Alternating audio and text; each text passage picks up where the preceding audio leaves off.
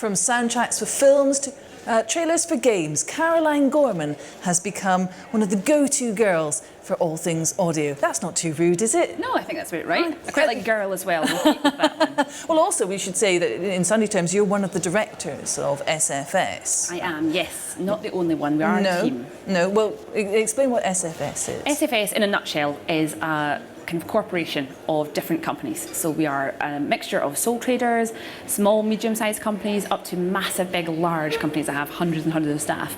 And we all work in the facilities sector of TV and film predominantly, and sometimes games as well. So we are makeup artists and special effects teams and edit houses, everything in between. And we decided in 2012 to band it together and create a gang, for want of a better term, because we all want to share work and share opportunities and try and encourage more work to come to Scotland and go internationally from Scotland. So that's what we're all about. And how did you end up following audio? Audio for me, I was always a radio person. That's what I wanted to do when I first left school and turned up to first day of college to find there was no radio course because there wasn't enough applicants.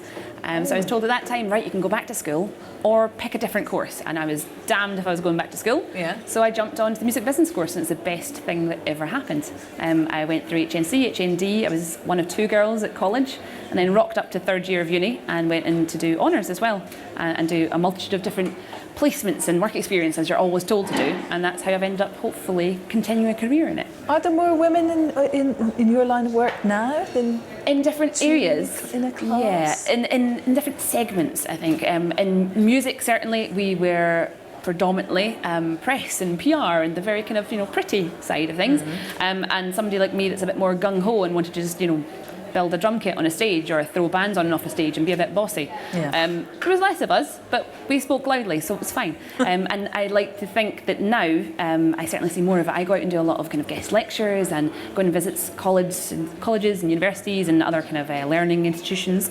And it's really exciting to see there's more people like me, and there's a bigger breadth and scope of people who are going for these kind of courses. Lots more hands-on apprenticeships as opposed to lofty academic only studying. So that's always good to see, kind of proper industry-ready courses that you get to touch kit and get to move stuff and see how things work in the real world. That for me, as a person in business and in the industry, goes, oh great, we're going to be armed with people who know what they're doing. It's always helpful. Yeah, I mean, these are the things that are facing the Scottish film industry, aren't they? Not just having a studio, but a skills gap. A skills gap, exactly. So. Now you've been on holding a masterclass. That was yesterday. It was. So how did it go? It was fantastic. We did an SFS masterclass. It was about a project that a number of our members had been involved in called Monster High. So that is a children's animated feature film. And on the panel, we were represented, both myself from Arteus post-production, and we did the kind of end file delivery and the cinema kind of screening deliveries, which is great. It's just one tiny end of that entire post-production pie.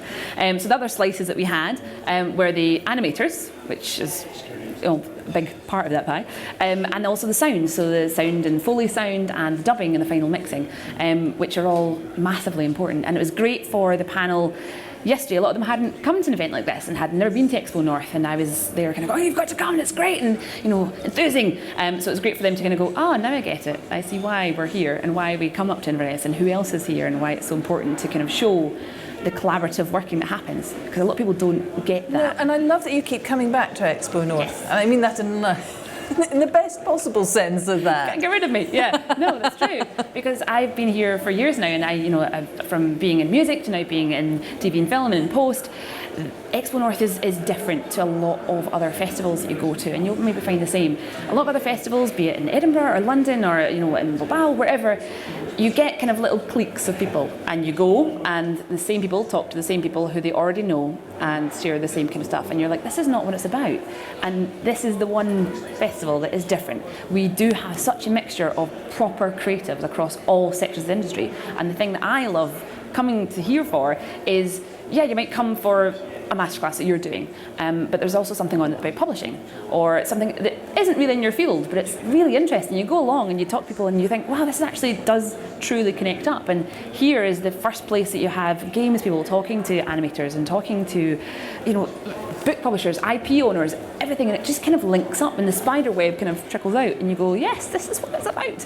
And it's happening, but it's in Inverness and nobody kind of goes, we should do this bigger, and so it's nice to come somewhere that people actually talk and stop and chat and do the networking, whereas everywhere else it's an enforced networking hour that happens between 5 and 6 over drinks and nobody it's really, very regimented. it's weird. Whereas here it's just a constant buzz of people grabbing people and going, you should speak to so and so, and you just pull people out of places and you're jumping around venues, and that's where the connections happen. That's what we've always been told, and it totally does happen like that here.